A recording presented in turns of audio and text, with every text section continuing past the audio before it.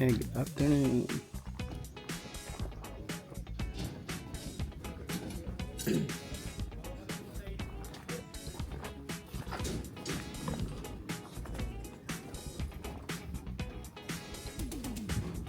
Parang lumalabas ng mga 12 eh.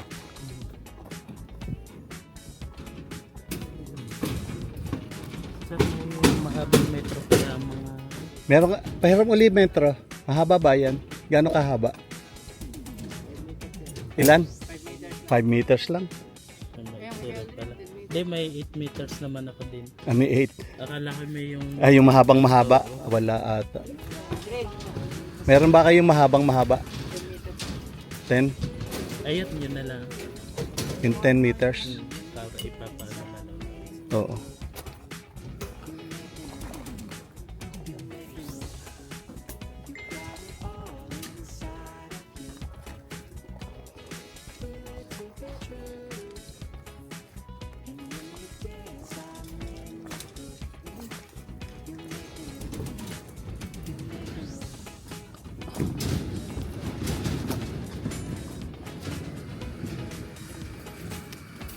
Nakagawa kayo, na kayo ng spacer. Ready. Si Rani ba babalik bukas? Babalik siya.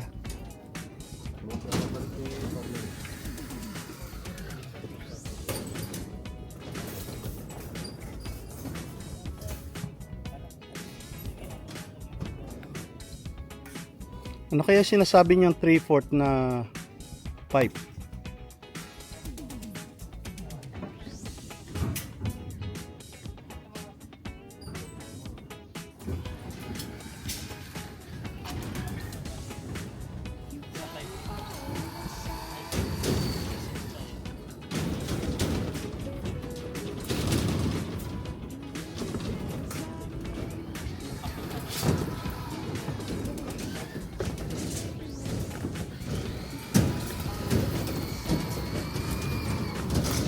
Pati Ma'am Dante, yung abang na yun, hindi na nila tinaas. Paano pag nagbuhos, di matatakloban din yun? Ngayon, umalis na ako kahapon eh. Busy talaga. Tapos yung sinasabi ni Running 3/4, alin ba? Ito? Sabi sa niya lalabas na daw sa buhos. Para saan kaya ito? I hope hindi ito yung sa ano. Ito ata yung sa... Para saan kaya ito? Pero siguro pataas. Pataas. Riser. Hindi pwede. Saka naputo na sa ano ng wall. Nasa wall nga. Tapos sa wall. Hindi dyan ang wall niyan. Dito ang wall niya. Ang wall niya dito pa. Naputo na sa ano ko ng wall. Itong, kaya nga Ba't nasa labas? paano nyo itataas yan? So, kompleto na sila ngayon. Hanggang umalis na. Ano yung orange na yan, yung red na yan? Yan nga ang shoring jack. Yan, adjustable yan eh. Ang hawak lang for now. Pang ano yan, pantukod. For now. Tapos tatanggalin. Oo, tatanggalin lahat yan. Makiklear lahat yan. Pagka yan lang hanggang sa ma-cure yung concrete, nakalagay yan dyan. Sa mga 28 days sa maximum na nakatukod dyan. So ito yung pinabricate ni Nano Dinoble oh. Yan oh, kasi par sigurado kasi malambot daw eh. Yung binili kong GI5. Malambot daw yan eh. Ayan yung isa pang dinudukal na ano, Na? na kulang ng Ayun no. na baka mag-move. Ayan. Yan ba yan? Dinukal nila oh. Tapos nilagyan ng Just to pinolik make under. sure na ano. Ayun, tsaka may pinagpatungan nila mga bato. Para siguradong hindi ano bababa. Oho. Tsaka ano yan, sufficient na yan. Sa daming yan. Tsaka ang mga support puro tubulars. Nilundagan nga niya eh, kayang-kaya eh. Alin? Yung sahig. Ano ba ang sahig niyan? Yung ano, bubuhusan? Oo, kasama yung sa buhos sa Monday.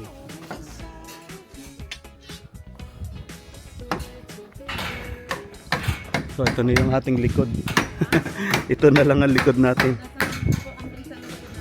Ayan, hanggang dito lang. Maliit na. Hindi, tsaka yun eh, ano, nakagano na lang yan eh. Hindi na rin halos ano. Ha?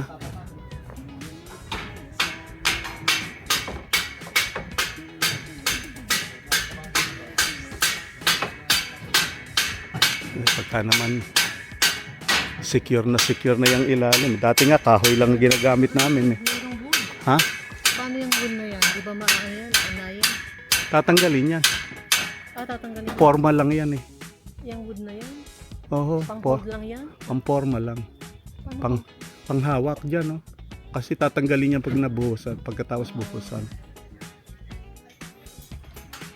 Tapos lang ilalagay. So, yan yung ilalim natin. Napakataas pala ng ano natin. Oo. Ng hagdan. Kaya nga. Hindi, ano yan, lalagyan namin tambak yan. Itong side na to. Tapos siguro ang hagdan dito, bubuuin ko na. Hanggang doon na yan. Ang hagdan dito na magsisimula. Flat na yung ibabaw. Maging flat. Pero ang hagdan, dito ko na ilalagay. Simulang hagdan. Dyan. Sa basement? Na yan, dyan sa batong yan. Sa edge ng septic tank. Kasi maghahagdan na dyan. Pababa. Ay yung doon. Ay, hindi pa even yun. Lalagyan nga yan ng tambak. Kaya siguro palagay ko na yung fence dito, yung pinaka... Sa bali i-ground ito eh. Nasa ground level na yan.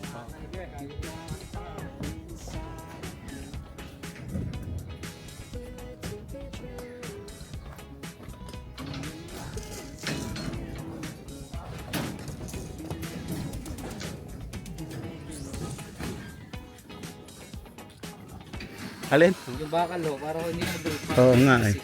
So bali, siguro kung hindi, dapat daw sabi ni, binigyo kang telepono ng tatay mo kay Dexter. Tapos 3 days daw tawagan sila. Paano po ba ang naging usapan niyo po? Kailangan po ng boom o Anong boom? pamprit? Saan ho ba daw? Ay hindi pamkri tayo, Ayaw, nagpapa-approve pa ako doon. Mukhang hindi na naman tayo ma-approvean.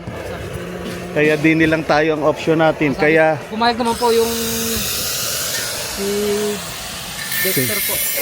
si Dexter dito, Opo, hindi, mas daw niya sana yun. Kaso mo ayaw tayong payagan. Kaya ngayon, ang gagawin natin, mag-ano ka na lang na mahabang tsaka doon sa 1 meter ata.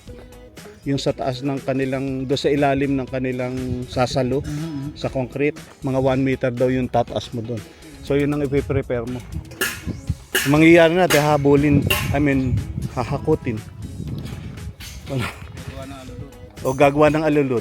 Kaya yung naipaano mo na, bago bukas siguro, pahanda mo na para Friday, anin na natin. Tsaka nasa yan, kasi 0.125 yung ginawa niya. Sabi ko, hindi, 0.1 lang yan eh. Pero sa baba yung concrete niyan, noong sangga.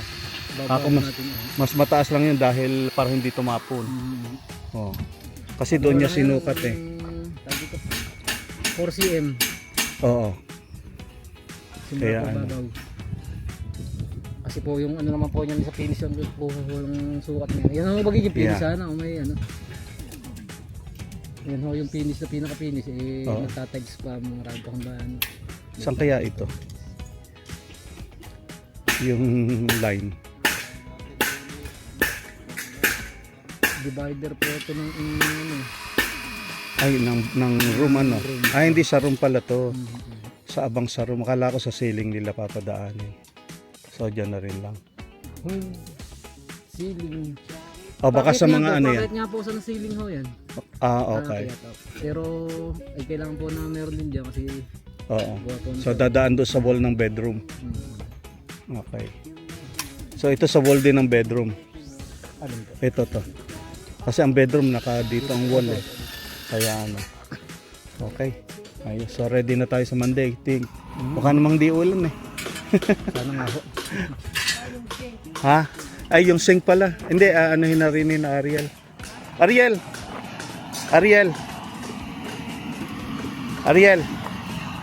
Hindi ako marinig. Ariel, yung sink hindi nyo pa nagagawa Iyon Wala pa pong Hindi pa. pyesa.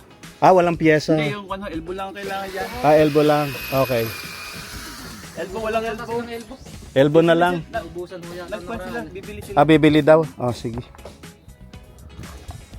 Ginawa po kasi detrace yung output niya. Yung Ah. pinaka-drain mismo. Ah, trace okay. na.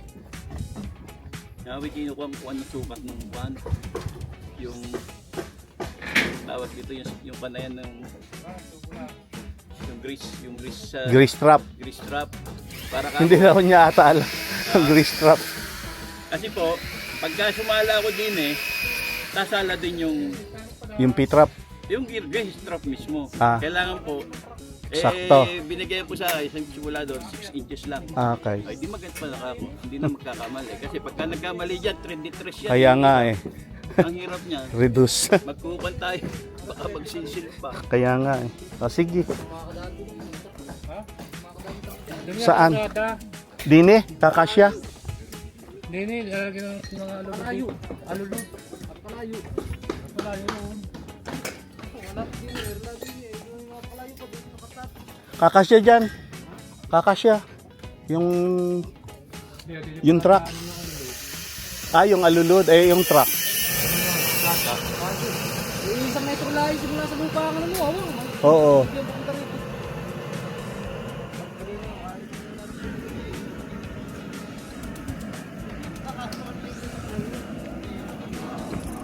So here we are.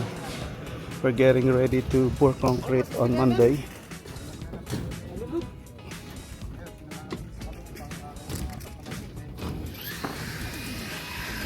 Ay Rani, yung mga ilaw nito, 'di ba 'yun ang ginaganon, sinasaklob. Yung mga pin light. 'Di ba? Yung butas. Lalagyan pa nila 'yan, 'di ba?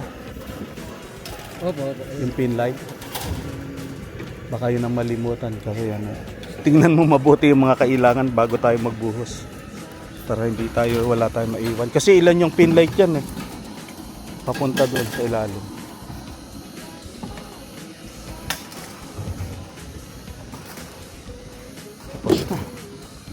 Teka na, bilis-bilisan mo na para makalipat na tayo. Yung palang inano mo sa akin, yung itenex mo sa akin na bill, yung 3,000, hindi atin yun eh, ibang meter. Iba ko. Oo, Sa ang meter number, iba. atin. Saan ba na ko eh? Doon, nakapaskilo sa mismo dingding ho ng ano. Hindi atin yun. Ang atin ay yung 800 lang, may penalty na nga yun eh. Dapat 300 lang eh. Ewan kung bakit na late. So 100 something lang daw pala to na ibigay na 20 ano. Purong pa ho sila ng Kulang pa ng... Oo. Sabi ko i-hold mo na muna. Maghintay ako ng isasabay dyan kasi sayang yung bayad.